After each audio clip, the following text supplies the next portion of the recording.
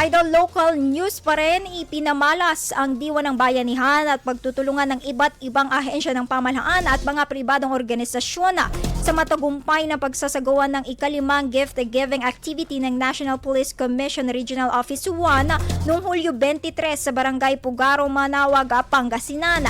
Bilang bahagi ng pagdiriwang ng ika-31 Police Community Relations Month, nagtulong-tulong ang Napolcom, PNP, Armed Forces of the Philippines, Philippine Dental Association, Pangasinan Chapter, Rural Health Unit ng Manaoag at Ming Kusina o isang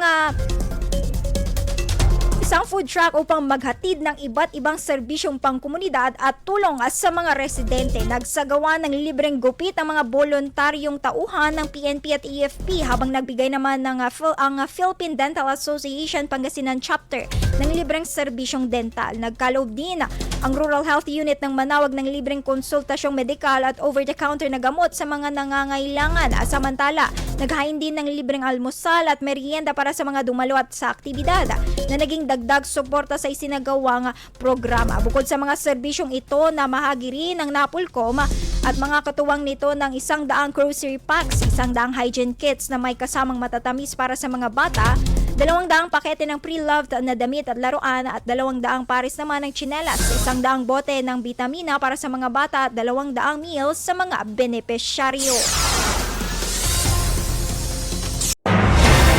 IFM News. IFM News.